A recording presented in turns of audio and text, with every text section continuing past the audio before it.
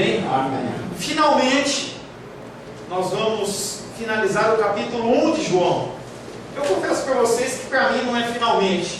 Eu tenho sido agraciado com as revelações do Senhor, semana após semana, e eu confesso a vocês que eu não tenho pressa nenhuma de avançar e deixar algum ensinamento para trás. Nós temos nas últimas semanas, digamos nos últimos meses, meditado no capítulo 1 de João, e hoje nós vamos finalizá-lo com o verso 48, 49, 50 e 51, finalizando a exposição do capítulo 1, e nós vamos dar andamento no Evangelho de João.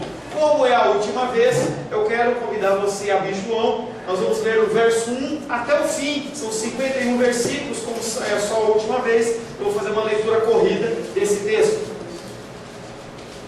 Evangelho de João, capítulo 1, verso 1 em diante. Assim diz a palavra de Deus: no princípio era o Verbo, e o Verbo estava com Deus, e o Verbo era Deus. Ele estava no princípio com Deus. Todas as coisas foram feitas por intermédio dele, sem ele nada do que foi feito se fez. A vida estava nele, e a vida era a luz dos homens. A luz resplandece nas trevas, e as trevas não prevaleceram contra ela. Houve um homem enviado por Deus, cujo nome era João. Este veio como testemunha para que testificasse a respeito da luz, a fim de todos virem a crer que por intermédio dele. Ele não era luz, mas veio para que testificasse da luz, a saber, a verdadeira luz que vinda ao mundo ilumina todo homem. O Verbo estava no mundo foi feito por intermédio dele, mas o mundo não o conheceu. Veio para o que era seu, e os seus não o receberam. Mas a todos quantos o receberam, aleluia, deu-lhes o poder de serem feitos filhos de Deus, a saber, aos que creem no seu nome, aos quais não nasceram do sangue, nem da vontade da carne, nem da vontade do homem, mas de Deus. E o Verbo se fez carne, e habitou entre nós, cheio de graça e de verdade, e vimos a sua glória, glória como do unigênito do Pai. João testemunha a respeito dele e exclama: este é o de quem eu disse, e o que vem depois de mim tem contudo a primazia, porquanto já existia antes de mim. Porque todos nós temos recebido da sua plenitude graça sobre graça, porque a lei foi dada por intermédio de Moisés, a graça e a verdade vieram por meio de Jesus Cristo. Ninguém jamais viu a Deus, o Deus unigênito que está no seio do Pai é quem o revelou. Este foi o testemunho de João, quando os judeus lhe enviaram de Jerusalém sacerdotes e levitas para lhe perguntarem: quem és tu? Ele confessou e não negou, confessou: eu não sou o Cristo. Então lhe perguntaram: quem és, pois? És tu Elias? Ele disse: não, não sou. És tu o profeta? Respondeu: não. Disseram-lhe, pois, declara-nos quem és, para que demos resposta àqueles que nos enviaram. Que diz a respeito de ti mesmo? Então ele respondeu: eu sou a voz do que clama no deserto, endireitai o caminho do Senhor. Como disse o profeta Isaías: ora, os que haviam sido enviados eram de entre os fariseus, e perguntaram-lhe então: por que batizas, se não és o Cristo, nem Elias e nem o profeta? Você vai pular agora para o verso 32. E João testemunhou dizendo: vi o Espírito descer do céu como pomba e descer sobre ele. Eu não o conhecia. Aquele, porém, que me enviou a batizar com água me disse: aquele sobre quem vires descer e pousar o Espírito, esse é o que batiza com o Espírito Santo. Pois eu de fato e tenho testificado que ele é o Filho de Deus. 35. No dia seguinte estava João outra vez na companhia de dois dos seus discípulos, e vendo Jesus passar, disse: eis o Cordeiro de Deus. Os dois discípulos, ouvindo dizer isso, seguiram a Jesus. Verso 43. No dia imediato, resolveu Jesus partir para Galiléia e encontrou a Filipe, a quem disse: segue-me. Ora, Filipe era de Betsaida, cidade de André e de Pedro. Filipe então encontrou a Natanael e disse: achamos aquele de quem Moisés escreveu na lei, e a quem se referiram os profetas, Jesus, o Nazareno, filho de José. Perguntou-lhe Natanael: de Nazaré pode sair alguma coisa boa? Respondeu-lhe Filipe: vem e vê. Jesus viu Natanael aproximar-se e disse a seu respeito: eis um verdadeiro israelita em quem não há dolo.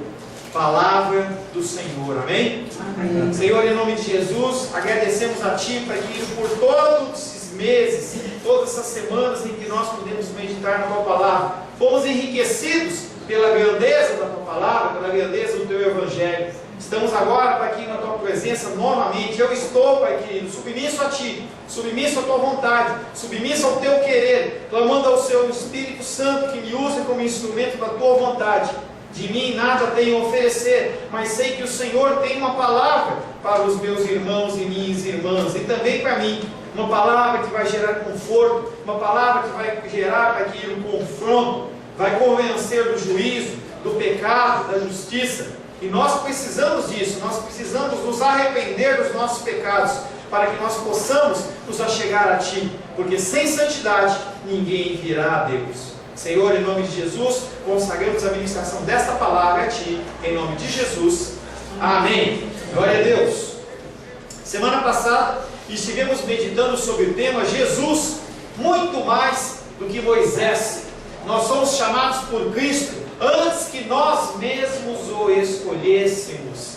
Na verdade, essa escolha é uma escolha divina. Nós, como seres criados, como seres mortos no pecado, não somos capacitados a escolher o nosso Salvador. O nosso verso que ficou da semana passada foi João capítulo 1, verso 48. Natanael lhe pergunta: de onde me conheces? Respondeu-lhe Jesus: antes que Filipe te chamasse, eu te vi, quando estavas debaixo da figueira. Uma maravilhosa escolha vinda do Salvador. Nós somos privilegiados e convocados a divulgar esta boa nova a todos aqueles que não conhecem. Os nossos familiares, aqueles que estão próximos, aqueles que estão um pouquinho mais separados, aqueles que estão no nosso trabalho, na nossa escola, aquelas pessoas que o Senhor coloca no nosso caminho, e mesmo se é o caso, em outras nações.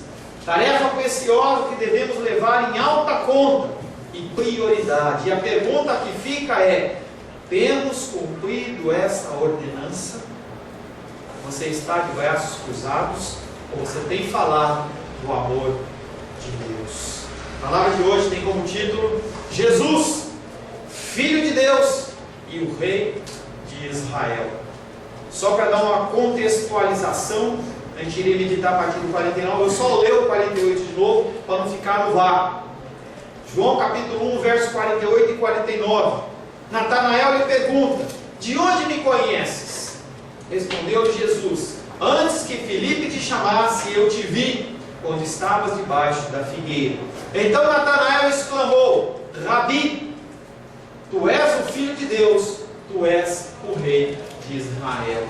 A manifestação de conhecimento sobrenatural de Jesus e o convite, o testemunho de Filipe fizeram com que toda a barreira no coração daquele homem caísse por terra. Ele se rende, olha para Jesus e o chama de Rabi, que quer dizer mestre. Eu quero que você entenda que naquela época, em especial no contexto judeu, não era qualquer pessoa que tinha o título de Rabi.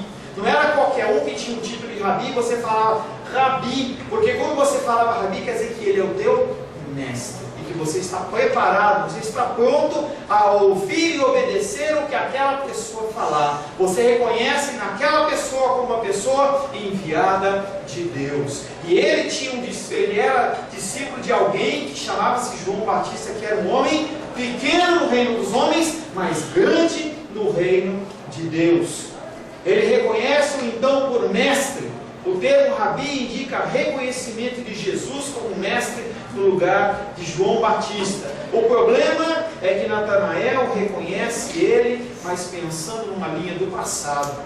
Ele sabia que havia uma palavra que havia sido proferida por Moisés, e que haveria um homem que seria depois dele, em que as pessoas teriam que ouvi-lo e seguir os seus mandamentos. E ele entende que esse homem é Jesus, e que Jesus viria para restaurar um governo humano, um governo militar, um governo bélico, em que o poderio de Israel iria sobrepujar as nações como era no passado.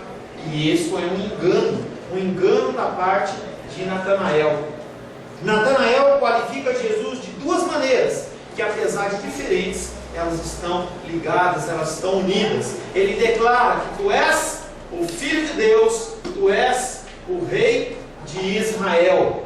Tu és o Filho de Deus, faz relação na linha da declaração de João Batista, porque quando João Batista estava falando com seus discípulos, ele falava: haverá um homem que vai chegar aqui, e eu vou batizá-lo, e dos céus vai descer uma pomba, o Espírito Santo numa forma corpórea de pomba, e sobre aquele em que o Espírito pousar e ficar e permanecer, e esse é o Messias.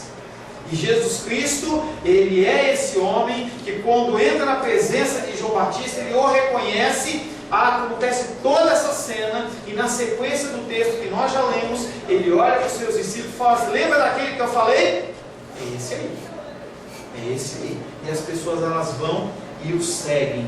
E aí ele está falando que ele é realmente aquele que é o Filho de Deus, ele é o Messias. E quando ele fala que Jesus Cristo é o Deus, é o Rei de Israel, ele está falando também da linhagem messiânica, que havia sido dada uma promessa para Davi. Davi, que foi um rei segundo o coração de Deus. E quando você olha para Davi, você vê um homem com pecados, um homem com falhas, um homem que adulterou, um homem que matou, um homem que fez práticas que não eram corretas, um homem que traiu a confiança daqueles que estavam na sua proximidade, um homem que contou o seu exército para ver se ele era poderoso ou não, e que Deus executou juízo sobre esse homem em várias partes, mas ele era reconhecido como um homem segundo o coração de Deus. E para ele foi dada uma promessa que está em 2 Samuel, capítulo 7, versos 12 e 13, que diz: quando os teus dias se cumprirem e descansares com os teus pais, então farei levantar depois de ti o teu descendente, que procederá de ti, e estabelecerei o seu reino. Este edificará uma casa ao meu nome, e eu estabelecerei para sempre o trono do seu reino. No momento normal, no momento local, temporal, ele está falando de Salomão. Salomão foi o descendente, logo depois dele, que construiu toda a casa. Mas no sentido espiritual, ele está falando muito depois. Não está falando de Salomão, não está falando de Jeroboão, nenhum dos descendentes, nem mesmo Josias, que foi um rei segundo o coração de Deus também, que se arrependeu, rasgou as vestes, tentou instituir novamente o culto. Mas ele falava de Jesus Cristo, aquele que iria restaurar o reino de Davi, aquele que iria reger as nações com mão de ferro. E ele não iria vir mais como o Cordeiro de Deus, ele iria vir como o leão da tribo de Judá. Ele não viria mais como aquele coitadinho, ele não viria mais como aquele que iria ser açoitado, como uma ovelha muda que é levada ao matadouro, mas ele iria vir como o leão da tribo de Judá, a raiz de Davi, o reto juiz, aquele sob qual todo nome está debaixo dos seus pés, aquele que tem toda a autoridade.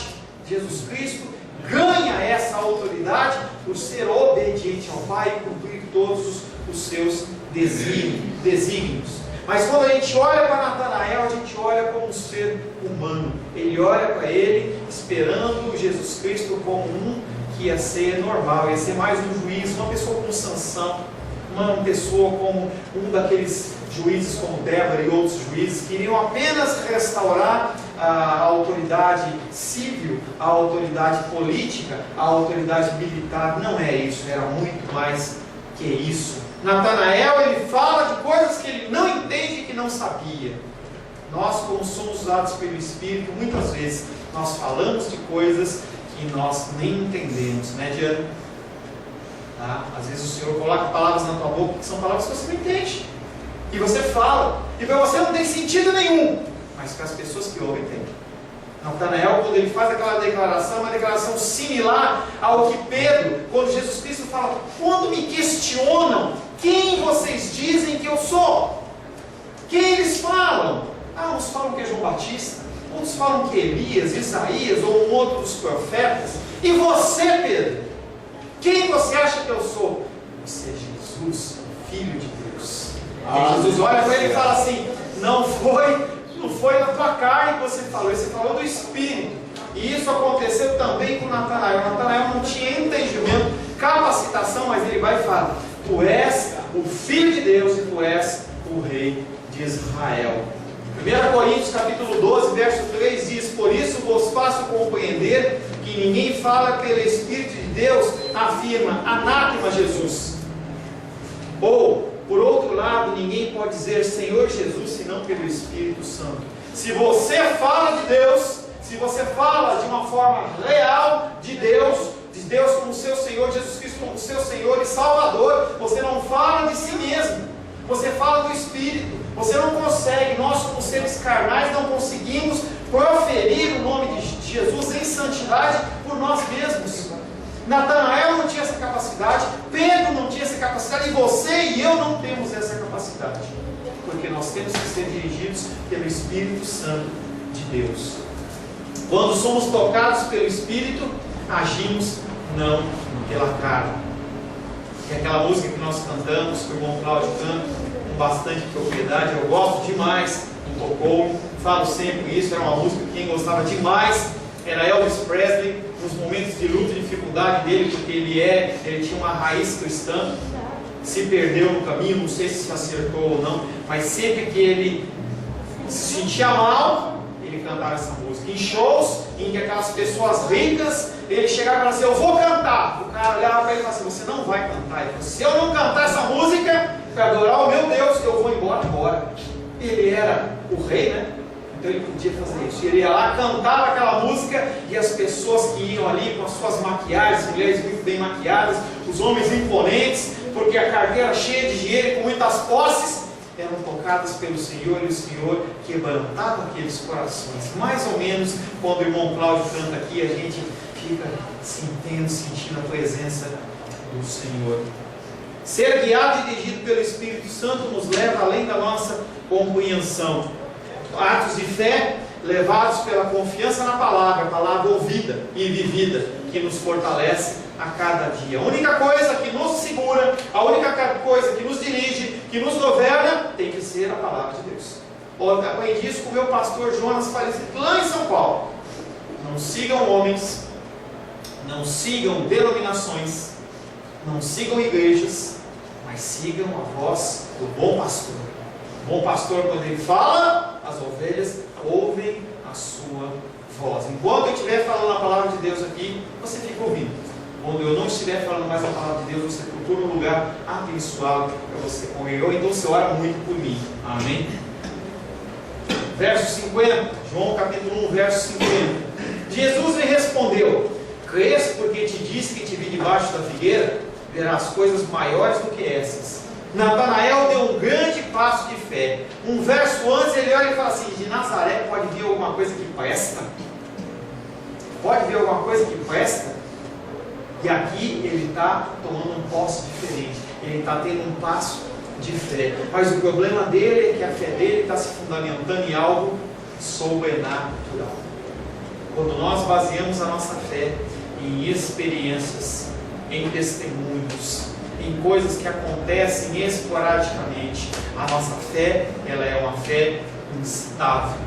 O apóstolo Tiago, ele fala sobre isso em relação a um outro tema, mas que a gente pode pegar só o finalzinho. Tiago, capítulo 1, versos 5 e 6 diz: se porém algum de vós necessita de sabedoria, peça a Deus, que a todos dá liberalmente, nada lhes impropera, e ser-lhe-á concedida. Peça, porém, com fé, em nada duvidando, pois o que duvida é semelhante à onda do mar, impelida e agitada pelo vento. Como está a tua fé? Ela é uma fé firme na palavra, ou ela é uma fé que parece pai na areia, ou como uma onda do mar? Quando a coisa está boa, você está sorrindo. Quando a coisa está ruim, você está reclamando e murmurando. É assim a sua vida? Se é assim, você não agrada a Deus. Você não dá testemunho de uma pessoa cristã. Jesus acalma o entusiasmo de Natanael, como posteriormente ele acalmaria a tempestade. Da mesma maneira que ele acalmou a tempestade, ele acalma Natanael, porque Natanael ele está empolgado, porque ele viu Jesus Cristo falar de uma forma sobrenatural, e aí ele fica empolgado. Natanael, que primeiramente entendia o Messias apenas como restaurador de Israel, lá na frente, esse mesmo Natanael, ele vai estar num grupo de homens, trabalhando com homens pagãos, porque ele entende depois que a pregação do Evangelho não é apenas dos judeus, mas é para todos, para gregos, para romanos, para judeus, para toda a criatura. João capítulo 21, verso 1 e 2, fala desse momento. Depois disso, tornou Jesus a manifestar-se aos seus discípulos junto do mar de Tiberíades, e foi assim que ele se manifestou. Estavam juntos Simão Pedro, Tomé, chamado Dídimo, e Natanael, que era de Caná da Galileia, os filhos de Zebedeu e mais 2 dos seus discípulos. Essa região de Tiberíades não era de judeus, essa região de Tiberíades era de pessoas gentias. Então ali estava sendo feito um trabalho de evangelização, e Natanael entende então que Jesus Cristo é muito mais do que um restaurador apenas de Israel, mas é um restaurador do governo humano de Deus aqui na terra, na qual eu e você fazemos parte. A fé humana nos dias de hoje se baseia em experiências e milagres. Triste constatação. A gente vê as igrejas lotadas, milagres, maravilhas, e as pessoas elas ficam esperando o próximo milagre, esperando a próxima experiência. E se Deus não faz o que ela quer, ele bate o pezinho no chão, chora, esperneia e não volta mais para a igreja. Somos chamados a ter uma fé no eterno, e o eterno chama-se Jesus Cristo, e não apenas nas suas manifestações. Deus é um Deus que cura, Ele pode curar se assim lhe aprouver. Ele pode tirar a dificuldade financeira? Pode, se assim lhe aprouver. Mas Ele tem a obrigação de fazer isso? Não. Pode o vaso dizer para o seu Criador por que me fez? Jeremias capítulo 1, verso 51, o último versículo que nós vamos estar meditando nessa noite, diz o seguinte: e acrescentou: em verdade vos digo, que vereis o céu aberto e os anjos de Deus subindo e descendo sobre o Filho do Homem.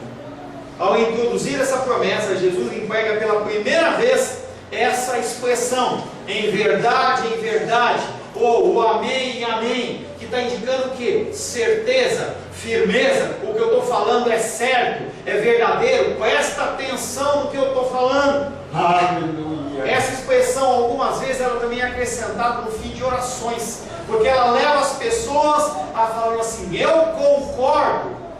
concordo. Por exemplo, em Salmos 41, verso 13, que diz: bendito seja o Senhor, Deus de Israel, de eternidade para eternidade. Amém e amém. E a congregação fala amém e amém, porque você confirma e acredita naquilo que está sendo falado. É como se fosse um hiperbolismo, se dá uma ênfase maior naquilo que está sendo falado.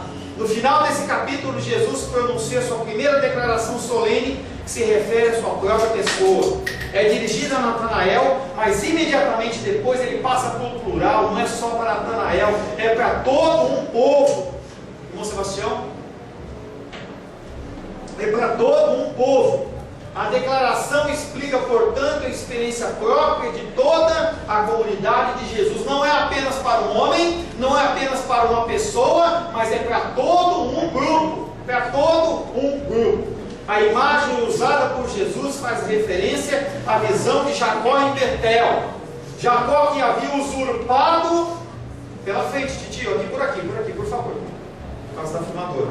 Jacó havia usurpado a primogenitura do seu irmão Esaú. E aí ele está saindo meio fugido, ele está saindo meio corrido, e aí o seu papai olha para ele e fala assim: vai buscar uma esposa, não aqui, busca lá nos nossos parentes, vai do lado de Labão. E aí no caminho aquele homem, ele se encontra sozinho, pega uma pedra, encosta a cabecinha nele lá e começa a tirar o cochilinho dele. E aí em sonho ele vê ser colocada uma escada muito grande, que ela ia do chão até o céu, e era firmada no céu, e dali anjos desciam e subiam. E na mesma visão, sonhos diferentes, mas numa mesma visão, ele também tem a revelação de que o nome dele sai de Jacó para passar a ser Israel. Essa visão, vereis o céu aberto, quer dizer que a comunicação que foi estabelecida com os céus não foi algo ocasional, é uma coisa que foi feita de uma maneira permanente. Lá em Adão, lá no Jardim do Éden, foi quebrada a união, a aliança entre o ser humano e Deus. Não havia mais contato entre o ser humano e Deus devido ao pecado. Quando Jesus Cristo vem, Ele morre, Ele ressuscita, o sangue dele é derramado pela minha vida, pela sua vida e por uma incontável multidão de testemunhas. Esse contato ele é estabelecido. Então essa escada é o próprio Cristo, que capacita você a ter acesso direto ao Pai, não de vez em quando, não só quando você está com dificuldade, não só quando está com problema, não através de um sacerdote. Você não precisa de um pastor, de um evangelista, de um mestre, de um bispo, de um papa, de um apóstolo, de ninguém para intermediar. Você vai lá no seu quartinho, no seu cantinho, você se ajoelha e fala: Deus, quero falar contigo, em nome de Jesus. E aí esse contato é estabelecido, um grande privilégio que não são todos que têm. Vereis os céus abertos quer dizer que é uma coisa permanente. Ver os céus abertos, o irmão Cláudio gosta de orar, abre as portas do céu. Abrir as portas do céu, está falando em relação a coisas divinas, não são coisas naturais, não são coisas carnais, nós estamos falando de coisas divinas. Quando o irmão Cláudio ora e fala: Senhor, abre as portas do céu, ele não está falando para você receber dinheiro, para você encher a tua casa de carro importado, não está falando nada disso. Ele está falando de você ser abençoado de Deus. O Senhor, Ele chove as chuvas e bênçãos que nós cantamos sobre a sua vida através dessa ligação que se chama-se Jesus Cristo. Em Atos capítulo 10, verso 10 e 11, faz uma referência em relação a isso, sobre essa visão divina que Pedro teve. Estando com fome, quis comer, mas enquanto lhe preparavam a comida, sobreveio-lhe um êxtase. Então viu o céu aberto e descendo um objeto como se fosse um grande lençol, o qual era baixado à terra pelas quatro pontas. Pedro, João e muitos outros homens de Deus têm revelações do Senhor, têm recados do Senhor. Apesar que o meio ordinário, o meio comum de Deus falar, chama-se Palavra de Deus. Se você quer ouvir a voz de Deus, não vai atrás de homem não, porque Palavra de Deus, tudo que você precisa saber lá, tudo que você... Deus pode usar homem, Deus ele faz o que Ele quer, homens e mulheres, Ele faz o que Ele quer, e Ele usa quem Ele quer da maneira que Ele quer. E se seu coraçãozinho estiver duro, Ele usa mais ainda o profeta, porque Ele é obrigado a usar um canal impuro, porque eu sou um ser impuro, você é um ser impuro, e a palavra ela é pura. Mas como você está com o coração duro, como eu estou com o coração duro e Deus quer falar, Ele usa um canal impuro para falar. O meio ordinário, palavra de Deus. O céu simboliza a esfera divina e a sua fronteira. O céu permanentemente aberto significa a acessibilidade a Deus através de Jesus. E ele fala em João 14,6: Eu sou o caminho, a verdade e a vida. Ninguém vem ao Pai senão por mim. E eu brincava com meu tio ontem e falava assim: se você tem como falar comigo, você pega o telefone e me liga. Amém? Você não precisa ligar para o irmão Sebastião para ele me dar um recado. Não, você pode ligar direto para mim. Você tem o meu número. Nós temos o número de Deus, que chama-se Jesus Cristo. Esse é o número para você falar com os céus. E os anjos de Deus subindo e descendo sobre o Filho do Homem apontam para o tema da glória do unigênito do Pai. Essa glória que antes foi manifesta sobre a vida de Jacó ali naquele momento ali, de uma forma temporária, sobre a vida de Jesus era de uma maneira permanente. Glória de Deus através dele. Assim, a promessa a Natanael é que o lugar da manifestação da glória não é lugar nenhum, não é pessoa nenhuma, mas é o próprio Jesus Cristo. Ele é o templo, Ele é a casa de Deus. Apocalipse 21, 22 fala sobre o fim dos tempos, em que nela, João fala assim: nela não vi santuário, porque o santuário, o seu santuário é o Senhor, Deus Todo-Poderoso e o Cordeiro. Quando você morrer, quando você for arrebatado, quando você for se encontrar com o Senhor nas nuvens, se você for uma pessoa que for salva, você não vai morar no céu voando com asas, você vai morar com o Senhor na Jerusalém Celestial, que é o próprio Cristo. Lá não tem luz, porque Ele é a nossa luz. Lá não tem alimento, porque Ele é o nosso alimento. Ele é tudo para nós. Glória a Deus. E aí finaliza ele falando assim: vocês verão. Apresenta um futuro que envolve a ação do homem, muito mais do que ver Filipe ou Natanael, ver Natanael debaixo de uma figueira. Ele está falando de todos os sinais que Jesus Cristo iria realizar por toda a sua vida, por todo o seu ministério. A revelação da sua palavra, as bênçãos derramadas, a salvação, a ressurreição, a morte que ele realiza, até ele atingir o ponto final. O ponto final, que é o ponto mais importante para mim e para você. João 14,3 fala sobre esse texto. E quando eu for e vos preparar lugar, voltarei e vos receberei para mim mesmo, para que onde eu estou, estejais vós também. Tudo afunila para isso. Cumprimento da palavra de Deus, juízo e punição para aqueles que não são de Deus, para aqueles que são do Senhor. O Senhor ele vem resgatar aqueles que são dele. E quando eu for e vos preparar o lugar, e ele já foi, voltarei e vos receberei para mim mesmo, para que onde eu vou estejais vós também. E tem uma imagem bonita que aparece no site dos Adventistas, que é a figura de Jesus Cristo com a sua coroa, com o seu manto branco, com os braços abertos, e nós subindo uma escadaria para encontrá-lo, um grande e gostoso abraço, bem caloroso, bem quentinho, não um calor ruim como esse em Brasília, mas um calor gostoso, um calor de aconchego. Quando nós, como discípulos, nós vamos começar a enxergar essa realidade? Quando nós vamos parar de olhar para Jesus Cristo, olhar para Deus como alguém que está ali simplesmente satisfazer as suas necessidades? Você tem que entender que Deus não é o gênio da lâmpada, Ele não tem empresa de construção, Ele não tem hospital, apesar de ser o médico dos médicos, e nós temos que buscar o Senhor enquanto se há tempo. O Evangelho de João deixa claro que para Jesus não pode haver glória sem obediência. Você tem que ser obediente. Nenhuma glorificação sem a cruz. Está falando de sofrimento. Acima de tudo, é a morte e exaltação de Jesus que provê para Natanael e outros discípulos como eu e você, desde agora, desde aquela época até agora, o mais poderoso cumprimento da promessa desse versículo, que nós vamos encontrar o Senhor no fim das nossas vidas. Amém? Feche seus olhos. Aleluia.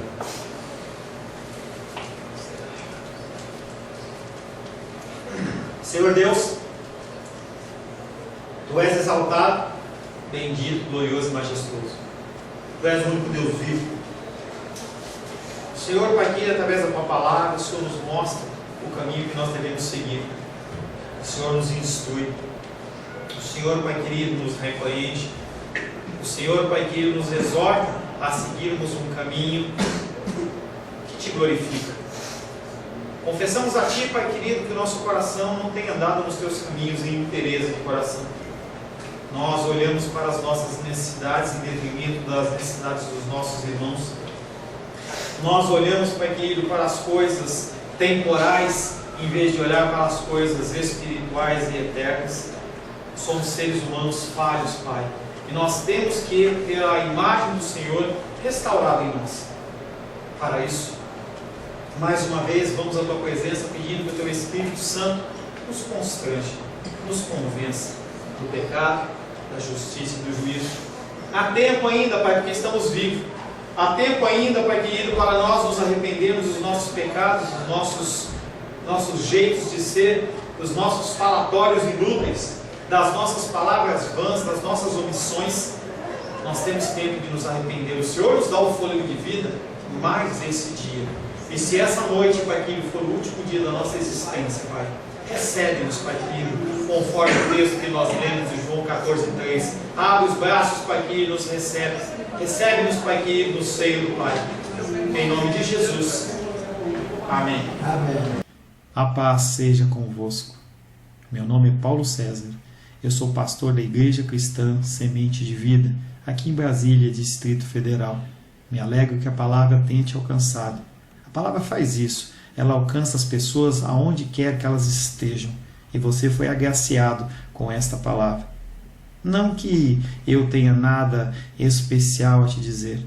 A palavra ela é suficiente e ela usa quem ela quer. E eu me alegro por ter sido um canal para poder te abençoar. Mas eu quero te dizer que não basta você ser um ouvinte, não basta ser uma pessoa que se alegra quando você ouve a palavra de Deus. A vida ela é feita de decisões. Se você está ouvindo essa palavra hoje, eu creio que o Espírito Santo tem um propósito especial com você. Muito mais do que prosperidade, muito mais do que uma cura física, uma cura emocional ou espiritual, Ele quer te alcançar para a vida eterna. Nós investimos nosso tempo, nós investimos as nossas forças em coisas terrenas, mas o Senhor ele tem muito mais a oferecer. Ele tem sim para você a cura, Ele tem sim para você a prosperidade, mas Ele tem muito mais que isso. Submeta-se a um Deus que Ele é capaz de mudar e transformar a sua vida por completo. Creio que o Espírito Santo ele é capaz de tocar o teu coração. Quero pedir que você curve a sua cabeça. Senhor, em nome de Jesus, coloco na tua presença essa vida que ouve esta ministração, que ouve esta palavra. Pai, eu não tenho capacitação nenhuma, mas o teu Espírito ele é capaz sim de tocar nesta vida, gerar nela mudança, transformação, arrependimento, e que ela possa simplesmente bater no peito, convencendo-se que é pecadora e que precisa de um Deus salvador. Não há um caminho a ti, meu Deus, que não seja através de Cristo. E eu lhe peço, Pai querido, que você alcance essa vida e ele possa sim tomar uma decisão pessoal pelo Senhor, em nome de Jesus. Amém. Amém, meu querido. Amém, minha querida. Fico contente que você esteja ouvindo essa ministração até o fim. E peço que você não se limite a ouvir os cultos pela internet. Você procure perto da sua casa uma igreja, um lugar que proclame a palavra do Senhor. Eu oro para que o Espírito Santo te direcione nessa busca, porque muita coisa tem sido oferecida que não é o Evangelho. Eu abençoo a sua vida em nome de Jesus. Amém.